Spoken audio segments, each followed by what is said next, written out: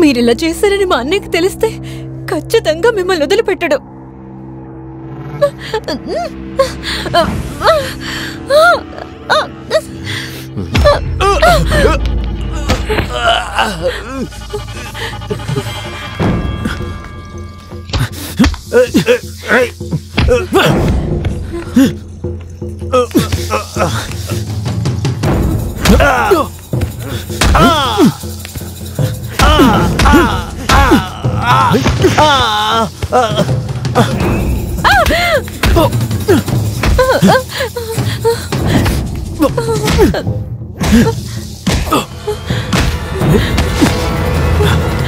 పద.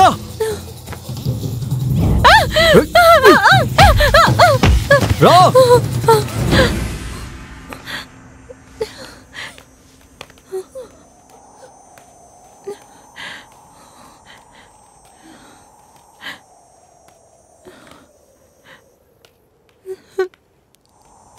ఊర్లో ఈ విషయం తెలిస్తే రకరకాలుగా మాట్లాడుకుంటారు. ఇలా జరిగినట్టు ఎవరికీ చెప్పొద్దు. జాగ్రత్తగా వెళ్ళండి.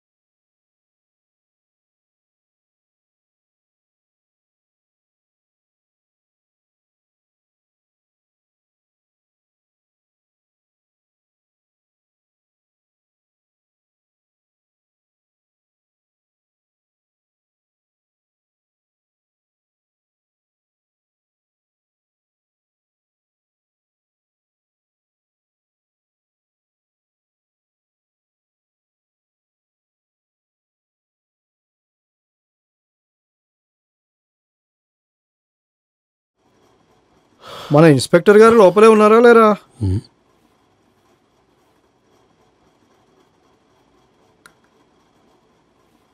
రండి మామయ్య. నమస్తే బాబు. నమస్తే అండి. రండి అయ్యా, రండి లోపలికి రండి.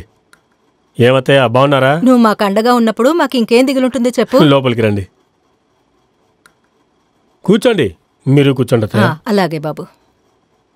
ఇదిగో అమ్మా. చెప్పన్నయ్యా. అత్తయ్య వచ్చింది, టీ తీసుకొని రమ్మా. అలాగే అన్నయ్య. నువ్వు ఒక దానివి ఎడవ మాకు. ఫోటో చూడగానే కూతురు గుర్తొచ్చినట్టుంది నీకు. వచ్చి అందరూ ఇలా సైలెంట్గా కూర్చుంటే ఎలా? వచ్చిన విషయం ఏంటో చెప్పండి. అంటే అదేం లేదు అల్లుడు, మీ అత్త ఎప్పటి నుంచో బాధపడుతుంది. ఇక్కడితో మన బంధం తెగిపోకూడదనే ఆలోచనతో మా అబ్బాయికి మీ చెల్లెల్ని అడుగుదామని వచ్చాం. ఏంటి అల్లుడు అలా ఆలోచిస్తున్నావు? ఇప్పటి వరకు తను పెళ్లి వయసుకొచ్చిందన్న ఆలోచనే నాకు రాలేదు. అందుకే ఓ నిమిషం నాకు ఏమీ అర్థం కాలేదు. అత్తయ్య, తను చిన్నపిల్ల, ఇంకా చదువుకుంటోంది. కొన్నాళ్ళు వెయిట్ చేద్దాం. సరే ఆగుదాంలే. నువ్వు సరే అని చెప్పు, నిశ్చితార్థం చేసుకుందాం. తర్వాత 6 నెలలకో సంవత్సరానికో పెళ్లి చేసేద్దాం. తీసుకోండి పిన్ని.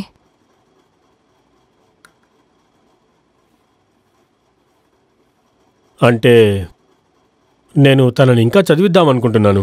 ఏంటి బాబు అది? అంటే అది మీకు తెలియని విషయం కాదు. అంటే అది ఏ పని ఎప్పుడు చేయాలో అప్పుడు చేయడమే మనకు మంచిది. అంటే అది చదివించడం తప్పేం కాదు, చదువుకుంటే వాళ్ళకే మంచిదని మనం అనుకుంటాం. కానీ పిల్లలకు ఆ విషయం అర్థం కావట్లేదు కదా. అంటే అది ఈ మధ్య మనం పేపర్లో చదువుకుంటున్నాం కదా. అంటే అది చదువుకుంటానని వెళ్ళి ప్రేమించి అబ్బాయితో కడుపు చేయించుకొని వస్తున్నా. ఎక్కడికి వచ్చి ఏం మాట్లాడుతున్నావు? అత్తయ్య ఉంది కాబట్టి వదిలేస్తున్నా, లేకపోతే ఇక్కడ చంపేస్తా. ముందు మన అమ్మాయి మీద మనకు నమ్మకం ఉండాలయ్యా. ఆ తర్వాతే ఊళ్ళో వాళ్ళు ఏమంటారా అని ఆలోచించాలి. నా చెల్లిని నేను అలా పెంచలేదు.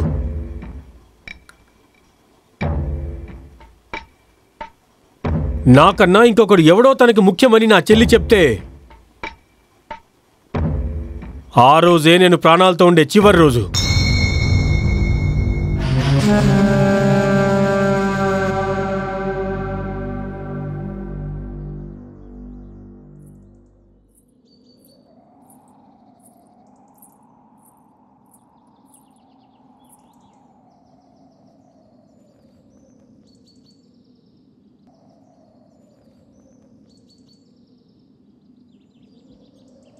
త్వరగా నడు, ఏం కాదులే, మావాడు చూసుకుంటాడు.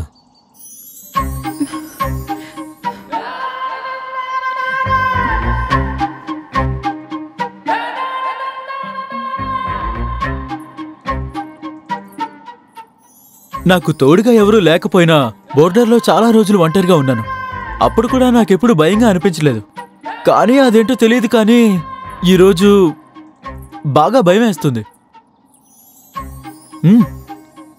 తీసుకో.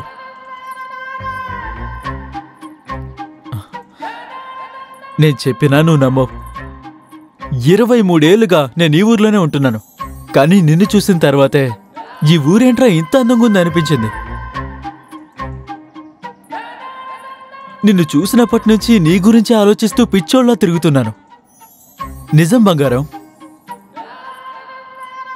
నేను అప్పట్లో ఆలోచించేవాణ్ణి, ఈ అబ్బాయిలేంట్రా అమ్మాయిల వెనక కుక్కల్లా తిరుగుతున్నారు అని. కానీ అందులో ఉన్న ఆ కిక్కు ₹1 కోటి ఇచ్చినా రాదు. అంతెందుకు, నేను నిన్ను ప్రేమించడం మొదలుపెట్టిన తర్వాతే నా కళ్ళు వస్తున్నాయి.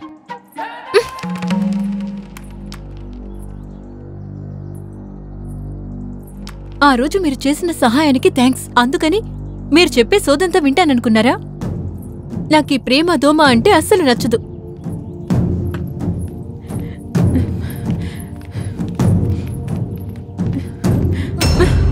నిజం చెప్పు, నేను నీకు నచ్చలేదా? ఏది నా కళ్ళలోకి చూసి చెప్పు. నచ్చలేదు. చాలా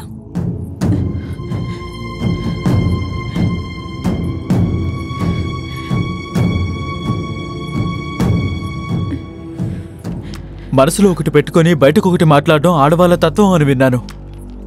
కానీ ఇప్పుడే మొదటిసారి చూస్తున్నాను. ఏమంటున్నారు? మీ అంతటి మీరే మనసులో కోరికలు పెంచేసుకుని ప్రేమించేస్తే నన్నేం చేయమంటారు?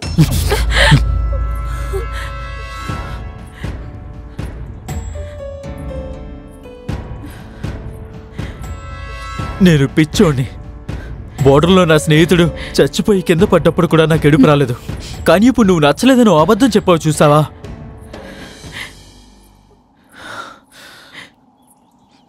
అసలేంట్రా నా జీవితం ఎలా ఉందని ఎన్నాళ్ళు అనుకున్నాను. నిన్ను చూసిన తర్వాతే నాకు బతకాలన్న ఆశ కలిగింది. ఇంతకు ముందు వచ్చినప్పుడు ఎప్పుడు లీవ్లు అయిపోయాయని బాధపడలేదు.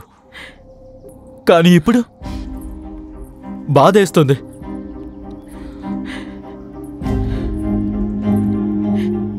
నువ్వు నచ్చలేదా చెప్పినంత మాత్రం కొండ మీద నుంచి దూకో, విషం తాగో, చచ్చిపోతానని మాత్రం నువ్వు అనుకోకు. చస్తే నిన్ను పెళ్లి చేసుకునే చేస్తానే. ఊరికే అబద్ధాలు చెప్తున్నాడని మాత్రం అనుకోవద్దు. నిన్ను నా గుండెల్లో పెట్టుకున్నానే. నేను బతికితే నీతోనే బతుకుతాను. అది ఒక యుగమైనా సరే, ఒక రాత్రి అయినా సరే. ఈ జన్మకి నువ్వే నా భార్యవి.